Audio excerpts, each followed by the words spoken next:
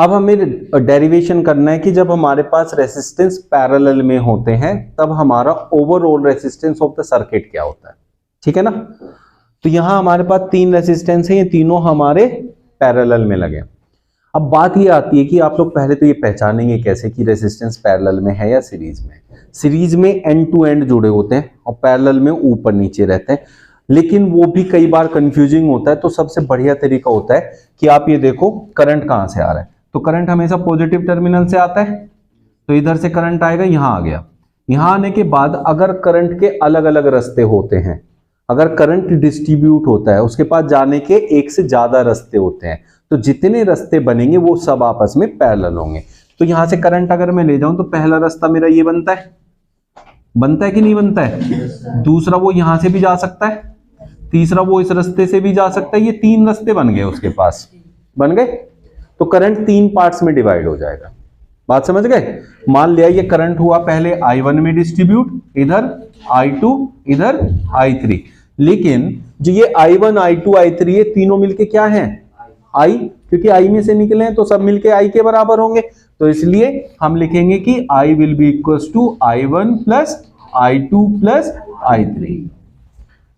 जब भी कभी करंट डिस्ट्रीब्यूट होता है तो वोल्टेज सेम रहता है, और अगर करंट डिस्ट्रीब्यूट नहीं होता तो फिर वोल्टेज डिस्ट्रीब्यूट होता है। ये बात आपको याद रखनी है किसी भी सर्किट के अंदर। अब यहां क्या डिस्ट्रीब्यूट हो गया? करंट। तो इसका मतलब वोल्टेज डिस्ट्रीब्यूट नहीं होगा। तो जो वोल्टेज इस सर्किट की थी वो ही तीनों रेसिस्टेंस को मिलेगी। तो हम कह सकते हैं सबको V वोल्टेज मिल जाएगी। इसके लिए भी वोल्टेज कितना है? V। इसके लिए भी V, इसके लिए भी V। लेकिन इसके लिए करंट है I1, इसके लिए I2, इसके लिए I3। बात समझ में आई? ठीक है। अब जब इसका डेरिवेशन कर रहे होते तो सिंपल सी एक बात है, क्या आपने डिस्ट्रीब्यूट किया उसको लिख दिया I equals to I1 plus I2 plus I3। पहला काम कर दिया। दूसरी चीज, जिसको आपने डिस्ट्रीब्यूट किया उन सबके फॉर्मूले लिख दो। I का फॉर्मूला बनाएंगे। आपका ओम्स लॉ कहता है कि V equals to I R होता है, तो I इक्वल्स टू होगा V अपॉन R। तो यहां V सब में सेम है, इसलिए मैं V को V लिखूंगा, R को लिखूंगा R पैरेलल। RP जो डिनोट कर रहा है वो पैरेलल जो है सिंबल को रिप्रेजेंट कर रहा है। ठीक है। जो हमारा डायग्राम है वो पैरेलल कंडीशन में है, सारे के सारे रेजिस्टेंस उसको यहां डिनोट कर रहा है। तो अब यहां बात करते हैं I1 की। I1 कहां जा रहा है बेटा? इसके पास जा रहा है। ठीक है। अब यहां हमारे पास कंडीशन देखो, I1 तो करंट है, R1 रेजिस्टेंस है, V वोल्टेज है। मुझे I1 का फॉर्मूला चाहिए। I equals to V upon R होता है, तो I1 का फॉर्मूला क्या होगा?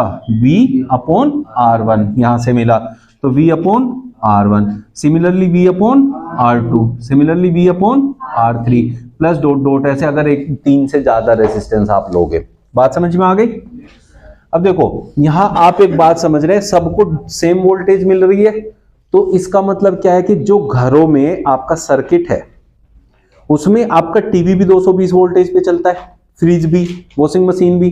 तो इसका मतलब वो सारे सॉकेट जिनमें करंट आ रहा है वो सारे के सारे आपस में पैरेलल में है, तभी उनको सेम वोल्टेज मिल रही है। बात समझ में आ गई?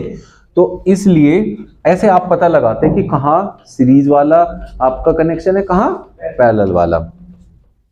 अब यहां V upon R parallel equals to, यहां सब में V सेम है तो V कॉमन ले लूं तो अंदर बनेगा 1 upon R1 plus 1 upon R2 plus 1 upon R3 dot dot dot dot ऐसे कितने भी हों, V से V कैंसिल हो जाएगा।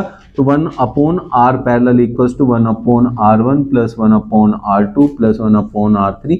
जितने भी रेसिस्टेंस लोगे ऐसे ऐड ऑन होते जाएंगे। तो ये है आपका रेसिस्टेंस इन पैरेलल का डेरिवेशन। और ये फॉर्मूला यूज होता है जब ओवरऑल जो आपका सर्किट दिया है उसमें सारे रेसिस्टेंस पैरेलल में ऐड ऑन है, तो उनका टोटल या इफेक्टिव रेसिस्टेंस हमें निकालना है। अब ये सारे पैरेलल अपॉन में करके लिखे जाते हैं, तो इसलिए ये हमेशा जो गिवन वैल्यूज होगी रेसिस्टेंस की उनसे छोटा ही आएगा। तो पैरेलल में हमेशा रेसिस्टेंस कम हो जाता है और सीरीज में रेसिस्टेंस हमेशा बड़ा हो जाता है जब वो आपस में ऐड ऑन होता है। ठीक है बेटा?